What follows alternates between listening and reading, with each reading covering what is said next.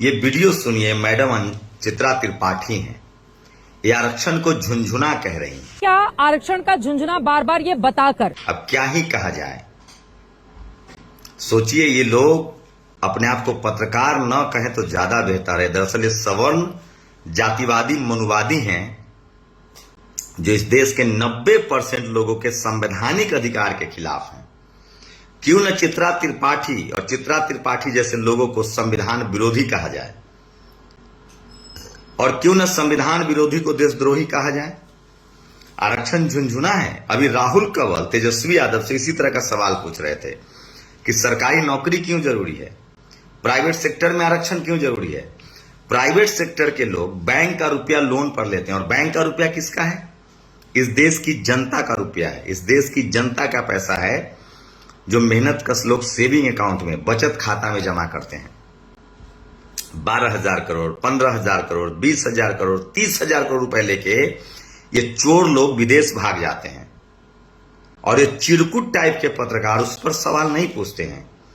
बताइए, मीडिया में सबसे पहले रिजर्वेशन मीडिया में आना चाहिए। इस देश में जातिवाद का सबसे बड़ा जो अड्डा, अभेद किला, जहां सेंधमारी नहीं सीधे सीधे हिस्सेदारी चाहिए, वो मीडिया है। हाई कोर्ट, सुप्रीम कोर्ट में भी दलित, पिछड़ा, आदिवासी, किसान, अल्पसंख्यक, गरीब जज बन सकता है। एग्जाम है। हाई कोर्ट, सुप्रीम कोर्ट में भी अब कॉलेजियम वाले दबाव में है।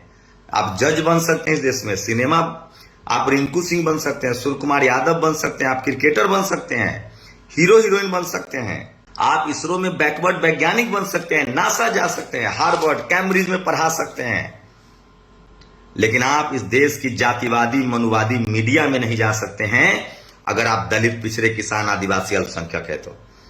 मैं इसलिए मीडिया में सरवाइव कर पाया टेलीविजन चैनल में क्योंकि मैं शंभू कुमार सिंह लिखता था और मेरी जाति इनको नहीं पता चल पाई। और चित्रा त्रिपाठी आरक्षण को झुनझुना कह रही हैं। इनको सीधा चैलेंज है कि ये हम लोगों से बहस करें कि कैसे आरक्षण झुनझुना है। ये संविधान को झुनझुना कह रही हैं। ऐसे लोगों को पॉलिटिकल लीडरशिप और तमाम पार्टी के प्रवक्ताओं को करारा जवाब देना चाहिए।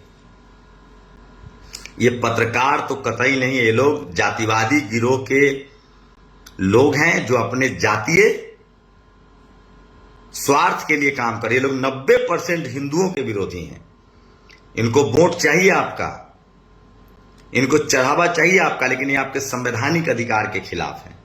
इस देश के तमाम दलित, पिछड़े, किसान, आदिवासी, अल्पसंख्यक जो पढ़े लिखे लोग हैं, चाहे वो ऑक्सफोर्ड में हो, कैम्ब्रिज में हो, चाहे किसी देहात, सुदूर देहात में हो, उन तमाम लोग की जिम्मेदारी है कि आज तक चैनल से इनकी नौकरी जानी चाहिए। ऐसे लोग का बैकआउट कीजिए।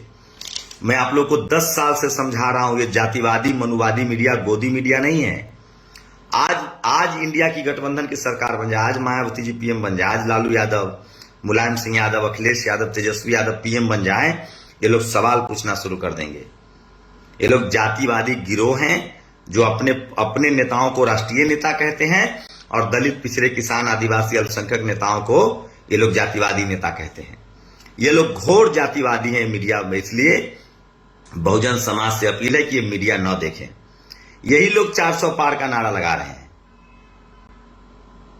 और आज चुनाव प्रचार का अंतिम दिन है। चुनाव प्रचार थम गया है और अंतिम दौर में 1 तारीख को वोटिंग होगी और 4 तारीख को नतीजे आएंगे। मैं फिर कह रहा हूं, ग्राउंड रिपोर्ट यह है कि बीजेपी बैकफुट पर है। लेकिन सोचिए, प्रधानमंत्री नरेंद्र मोदी कन्याकुमारी जा रहे हैं, कोई साधना भी कैमरे पर करता है। ये पूरी तरह से पॉलिटिकल एजेंडा है, और ये सब इसीलिए चल रहा है क्योंकि इस देश के तमाम जो सवर्ण नेता हैं वो इसी तरह का एजेंडा अपनाते हैं। आप वोट पढ़ाई लिखाई, स्कूल, अस्पताल, दवाई, परीक्षा और सेना की मजबूती को लेकर दीजिए। इस देश को मजबूत बनाने के लिए वोट कीजिए। और मैं इस देश के तमाम दलित, पिछड़े, किसान, आदिवासी, अल्पसंख्यकों से अपील कर रहा हूं कि आप लोग किसी भी कीमत पर जातिवादी मनुवादी मीडिया का बहिष्कार कीजिए, चित्रा त्रिपाठी का बहिष्कार कीजिए। ये लोग आपके संविधान और संवैधानिक अधिकार के विरोधी हैं।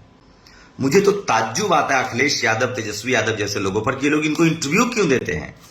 राहुल कंवर तेजस्वी यादव के मुंह पर कहता है कि आरक्षण गलत चीज है, सरकारी नौकरी खराब है, और ये लोग सुन लेता है, चुप रह जाते हैं।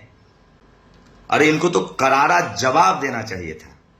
लेकिन सवाल वही है कि फूले, पेरियार, अंबेडकर, जननायक, कर्पूरी ठाकुर की बात करने वाले लोगों को ये लोग हार्डलाइनर कहते हैं। चित्रा त्रिपाठी को आज तक से नौकरी जानी चाहिए, और नहीं तो आप लोग आज तक का बायकॉट कीजिए।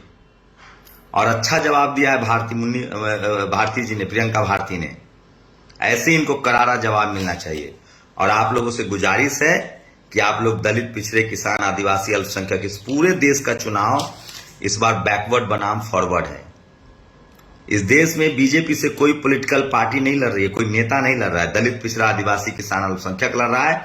और गांठ बांध लीजिए, आप लोग लिख लीजिए, 4 जून को इस देश में कोई दलित, पिछड़ा प्रधानमंत्री मिलने जा रहा है। और अब इस देश में वही राज करेगा जो बहुजन की बात करेगा, बैकवर्ड की बात करेगा। आरक्षण 70 नहीं 90% तक जाएगा। आप लोग लिख लीजिए। जैसे जैसे हमारी नस्लें, दलित, पिछड़ा, किसान, आदिवासी, अल्पसंख्यक के बच्चे स्कूल कॉलेज जाएंगे, ये लड़ाई और तेज होगी। ये लड़ाई हक अधिकार की है, संसाधन की है, जमीन जायदाद की है, नौकरी की है, मीडिया की है, जुडिशियरी की है, ब्यूरोक्रेसी की है, कॉलेज यूनिवर्सिटी की है। आप लोग अपना वोट समझदारी से एक एक वोट दीजिए, तभी हमारा संवैधानिक अधिकार बचेगा। और ये चित्रा त्रिपाठी जैसे लोग आप बहिष्कार कीजिए, नहीं तो हमारा संवैधानिक अधिकार खत्म हो जाएगा। हमारे पास जमीन नहीं है, बिजनेस नहीं है, नौकरी नहीं है, बाप दादा की विरासत नहीं है। हमारे पास संविधान और बाबा साहब का वोट का अधिकार है। और जब तक 90% दलित, पिछड़ा संसद नहीं जाएगा, तब तक आपका संवैधानिक अधिकार नहीं मिलेगा। और सबसे जरूरी है इसके लिए कि तमाम लोग टीवी, अखबार का बैकआउट कीजिए। अगर वहां कोई दलित, पिछड़ा एंकर या रिपोर्टर नहीं हो, या दलित, पिछड़ा के जो चैनल हैं, जो सोशल मीडिया है, वो सब आप लोग देखिए, उसको सपोर्ट कीजिए, लाइक कीजिए। और तमाम बहुजन महापुरुषों को पढ़िए, जानिए, और उनको लिखने वाले लोगों को जानिए।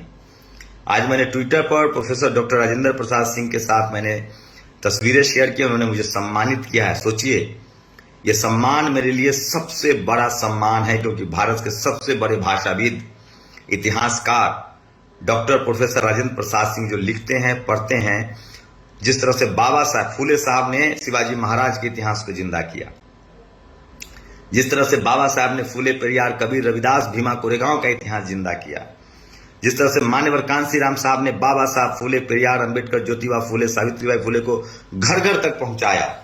उसके बाद आज के समय में कॉलेज, यूनिवर्सिटी के रास्ते से होते हुए सोशल मीडिया पर आज अगर हमारी नई पीढ़ी को सम्राट अशोक से लेकर भारत के इतिहास का जो जानकारी मिल रही है, वो प्रोफेसर डॉक्टर राजेंद्र प्रसाद सिंह के जरिए मिल रही है। और आप लोगों से करबद्ध प्रार्थना है कि उनको यूट्यूब पर भी फॉलो कीजिए, ट्विटर पर भी फॉलो कीजिए, और सोशल मीडिया पर भी फॉलो कीजिए। जब तक बहुजन पढ़ेगा नहीं, तब तक आगे बढ़ेगा नहीं। तो मनुवादी, जातिवादी चैनलों का बहिष्कार कीजिए। स्कूल, अस्पताल, पढ़ाई लिखाई, दवाई के लिए वोट कीजिए, नहीं तो हम इस बार हम लोग फिर से आजाद देश में जाति के नाम पर हम लोग गुलाम हो जाएंगे। और आज से ही चित्रा त्रिपाठी के चैनल का बहिष्कार कीजिए, और स्कूल, अस्पताल, पढ़ाई लिखाई, दवाई, महंगाई के खिलाफ वोट कीजिए। और जो जातिवादी, मनुवादी, उसको हराइए। और इस वीडियो को शेयर कीजिए, लोगों तक पहुंचाइए, और डर से बाहर निकलकर लिखना पढ़ना शुरू कीजिए। अपने संवैधानिक अधिकार के लिए लिखिए।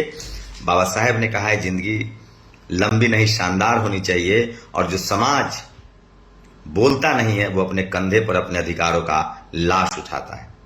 आज संविधान है, तब आप डर रहे हैं। सोचिए, कल नहीं बोलेंगे तो संविधान नहीं रहेगा, तब क्या होगा। एक संविधान हम सबको बचा रहा है। अगर हम सब लोगों ने मिलकर संविधान बचा लिया, तो संविधान हम सबको बचाएगा। तो एक एक आदमी वोट कीजिए, स्कूल, अस्पताल, पढ़ाई लिखाई, दवाई, इस देश की मजबूती के लिए। धर्म के नाम पर वोट मत कीजिए, और चित्रा त्रिपाठी जैसे लोग का बॉयकॉट कीजिए। शुक्रिया। नेशनल दस्तक की आपसे गुजारिश है कि अगर इसको बचाना चाहते हैं तो नेशनल दस्तक को सब्सक्राइब करने के लिए रेड कलर के सब्सक्राइब बटन को दबाएं, फिर बेल आइकन की घंटी दबाएं। नेशनल दस्तक को बचाने के लिए बहुत जरूरी है कि हर खबर को शेयर करें, लाइक करें, कमेंट जरूर करें।